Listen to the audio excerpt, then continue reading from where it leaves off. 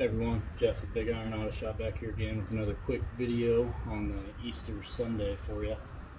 Really just going to work on pulling this camshaft out. You can see I got a nice rig set up here, big screwdriver on the crankshaft to keep it from turning, and the breaker bar there to break this single bolt loose, which I already did ahead of time, which took quite a bit of force. So if you do have an impact to loosen that up, that would help, but not needed necessarily. So let's work on getting this. This is easily distinguishable single bolt cam versus the 3 bolt, which is what most of your aftermarkets are going to be. And there are plenty of kits to swap to a 3 bolt, which I did on my 5.3, and this one will also have as well.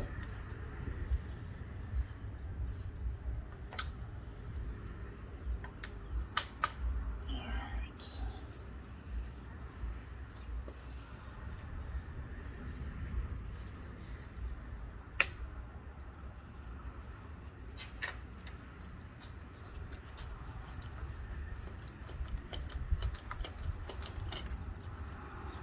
There.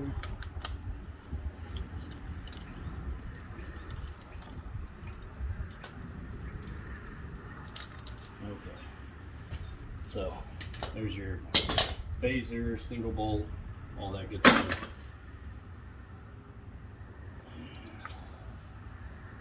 see if we can work this out of the chain.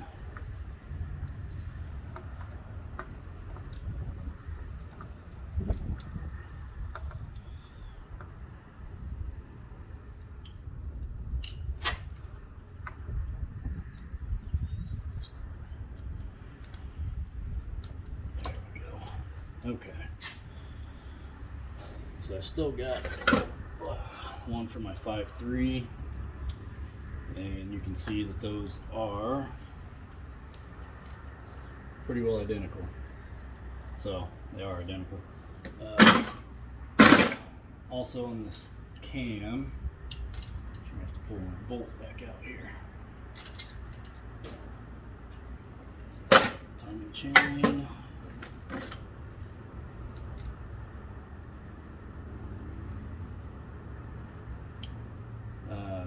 And I need my Torx heads. Forgot about that part. So the cam plate here that I need Torx heads for that I may not have on me at the moment. So that's always fun. And I did on my 5.3, I definitely stripped 2 of these out. Either getting them out or getting them in. Either way, not real fun. Make sure that you have the right size on those to get those out. And then you've got your tensioner here, which most kits you will get a new tensioner with, so that way this isn't so worn out, especially if you have more of a performance cam. They'll supply a new timing chain tensioner. So let me see if I've got some torque heads to get this off. If not, I maybe have to take a break and resume this once I can run and grab those. I think I'd have some in that toolbox back there, but right now it's just for looks. I gotta get that thing filled up with all my tools. So just bear with me. Alright, so Torx heads, we're gonna have to wait a second. Well, second to you, a little bit longer for me. I'll go ahead and keep tearing stuff down though. Weather's finally nice. It's nearing the end of tearing this down finally, so get it cleaned up and over to a machine shop. And then start working on the Impala next. That will also be a slow process, starting to tear down stuff that doesn't cost money, just more time.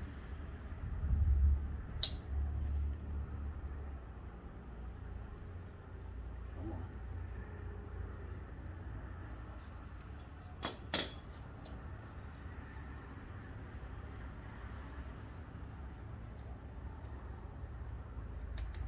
Okay, so tensioner, like I said, most kits will have a new one that they send to you. mostly with the plastic piece that was right here I took out earlier. It gets worn out over time. Okay, and then I will move on to the main caps next. The main thing with the main caps here, kind of securing the crank in, people have upgraded these and they haven't performed any better than the stock ones. So if you absolutely feel like that you need to replace your main caps, I would recommend just doing OEM, not paying high dollar for whatever they call race application. You can search the forums yourself, but there are guys with high horsepower motors that have actually had worse luck with the high performance main caps than the ones with the OEM. So that's for the main caps. Let's see if I can get this camera set up quickly for you. Alright, so onto the main caps here. Remember that you do have on each side of these as well. So the 4, which is a 4-bolt main, and then aftermarket blocks a lot of times will be 6.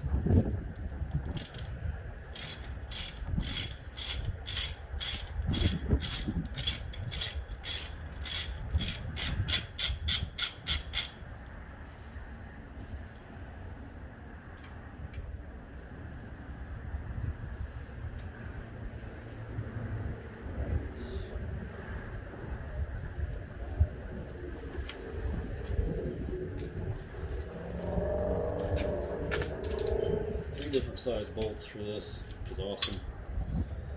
The longer ones are 15s, the shorter ones in the middle are half, the ones on the outsides are 10 mil. So that's a lot of fun.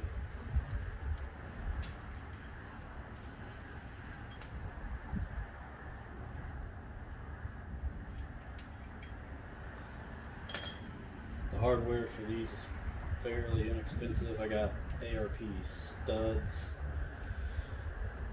I want to say it was under $100 maybe. So definitely worth getting decent fasteners for this part. Not really something you want to have to tear into again.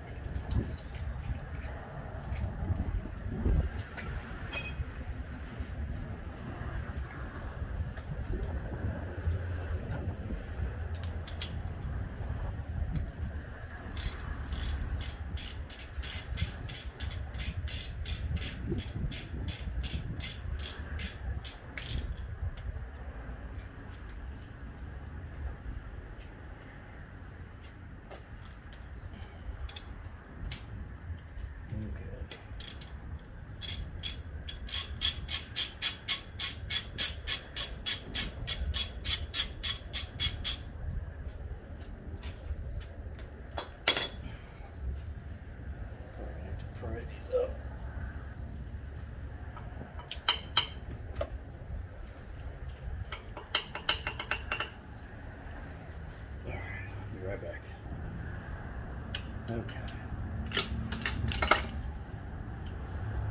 One main cap, and you can see bearing in there as well.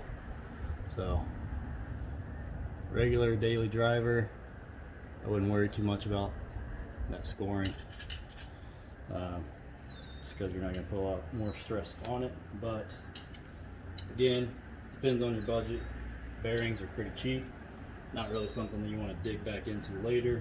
So if it's in your budget, you can have somebody remove those and press fit in the new ones. By all means, I would suggest that you do it. But again, I've been there, you might not have the time or the budget to get that done. And if you're not building something that's performance oriented where you've really got to worry about it too much, okay. But again, good set of bearings, $100 maybe. Likely if you're digging this far into a motor, you're a grand plus. More than likely a few grand would be my guess. So I would recommend doing that again if you can. These main caps are, let's see if you can, numbered, so you don't have to worry about it. But if you look and these are not numbered, you definitely want to get them numbered somehow, some way. If you've got a punch that'll do it, that's great, or some other way to mark them so it's from the front 1, 2, 3, 4, and 5. But you definitely want them to go back where they were, regardless of bearings and all that. I mean, 100% if you're keeping the bearings, but even if you're not, you want them to go back in the same place that they were at. So with the main caps removed, not all of them, but it's going to be boring for you to watch me do all this. You can see that we are exposed to the actual crankshaft. Here are the rod ends. I'll probably pull one of those off a little bit later just so you can see what it's like, but I'm going to keep all this together and pull it all out as one unit. That would have to tear it apart. So I will add in, once I get the right tools, my camera angles appropriately so you're not just staring at a wall, I'll add in pulling out this camshaft and compare it to my 5.3 cam that I've still got down there as well. I haven't looked at the specs yet. I'll try to do that before I pull that one out, but I'm pretty sure they are the same or very similar. So you see some of these people that are like, oh, 6.0 cam, throw it in your 5.3 to add more power. No, not really. Doesn't really work that way with those. So I'll try to get those specs and post that though, but yeah, they're not much different, so don't buy into that if somebody's trying to sell it to you. I'll continue tear down here, get this all the way out, get the rotating assembly out, and yeah, we'll start making some headway on this project and move into the fun stuff. Alright, made it back, got my Torx wrench. This is a T40. I did, I think I mentioned earlier, script these out. They do have Loctite on them as well, but should be able to get them out still. If you need to, you can always heat it up. But that one came out pretty easy. You want to make sure you've got the right size.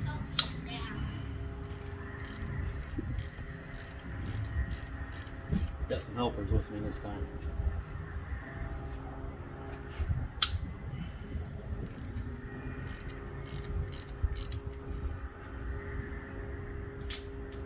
You want to loose them up fairly evenly. Feels fantastic.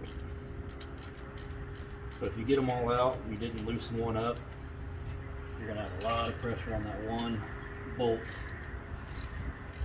You're really going to bust your knuckles and your fingers.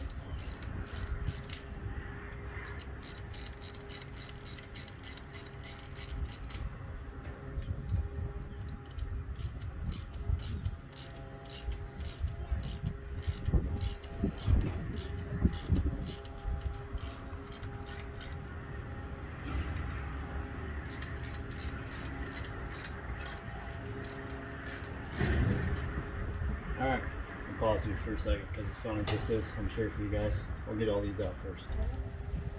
Hi, Quinn. Okay. You want to build a motor with Daddy? Yeah. Which one? That one. This one? Yeah. This one's mine. Which one do you want? This one. Oh, you want that one? Why do you want that one? Because why?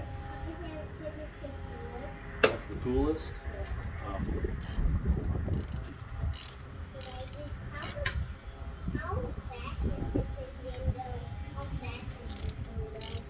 That one right now doesn't go very fast. That one's built for it to be a big work truck motor right now. Alright, So get the plate off. Remember, this is a T40. You want to make sure you get the right size torque bit so you don't strip that out.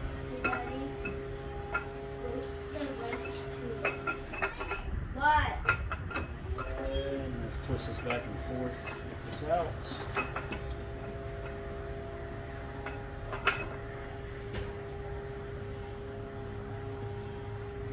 Again, plan on reusing the cam bearings. You want to be a little more careful than I am.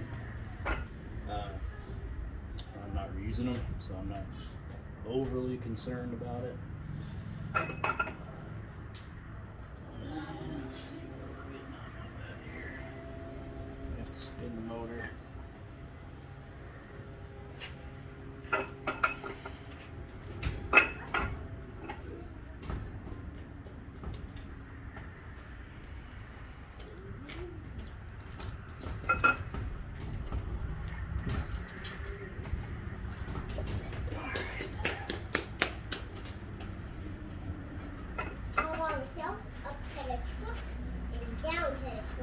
Good job, buddy.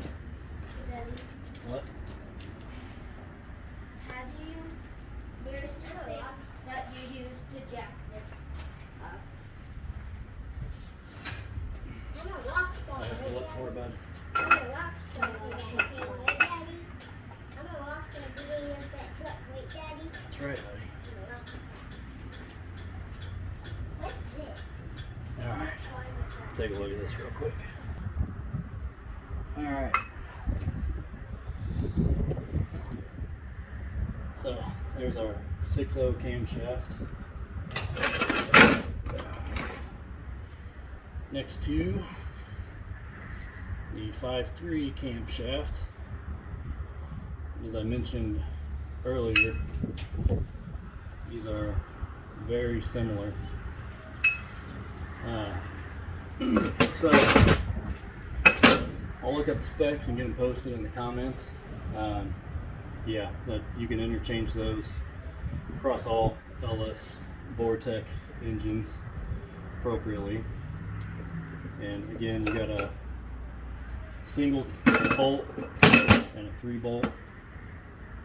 I'm replacing it with the 3-bolt. More options tend to be stronger, allegedly. So that is the camshaft. Main caps are out. So all I've got left to do, I gotta take off the rear plate, which I gotta get it on my hoist so I can have access to that and work on getting the rotating assembly out, which will be a fun process. So we're gonna have to work on getting the pistons down out of there, all that fun stuff. So getting closer to getting this thing completely disassembled to a bare block, and then I can start cleanup process, which I won't video much of that. That's not very fun. It's a lot of scraping and spraying and not fun stuff to watch, really. So if you guys have any questions, want to see anything else, let me know. Some differences though, real quick. A lot of people will ask between a Gen 3 and a Gen 4 Vortec-LS platform, if you can swap between the two. There are differences. You can, yes, but there's some things you need to know the difference of. So the cam timing is different. On the Gen 4, it's a 4. I think it's called a 4-phase. The Gen 3 is a 2-phase timing. The knock sensors are in different locations. You've got a reluctor wheel is 58 on the Gen 4s versus a 24 on the Gen 3s. So those are some of the big differences. The computers are different. So if you get one with the computer and the harness, it makes it easier to do the swap. But honestly, you're gonna pay pretty close in prices for the two, especially if they're similar in miles.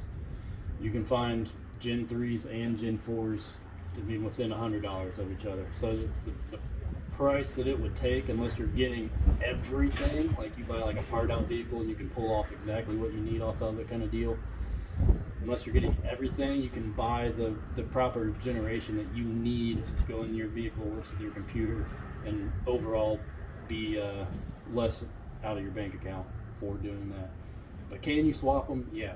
The LQ4 and LQ9s Gen 3s that people like, you can. But again, it's going to be better to buy the generation that you've got, unless you just somehow were able to get a whole vehicle that you can pull off exactly what you need. So those are some of the difference between Gen 3 and Gen 4 LS Vortec platforms. So as you're looking at these and kind of wondering what decision or which way to go, hopefully that kind of helps you out. So again, get close to this and be able to start videoing some of the Impala stuff. See you guys.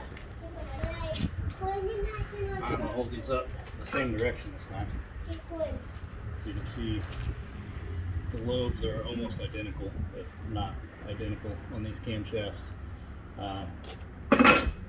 So again, just to show you the comparison between a 6.0 and a 5.3 cam, pretty much the same. And even a further difference, talking to my camera, this is out of a GMC truck, this is out of a Chevy van, 6.0 GM motor. So even still, you got to think from their perspective of production, it's going to be much easier to produce the same part over and over and over. So they're definitely going to do what they can to make their profits and not make a lot of changes unless otherwise needed. So again, you see that, oh, I can throw a 6.0 cam in my 5.3. Yeah, you can. It's pretty much the same thing.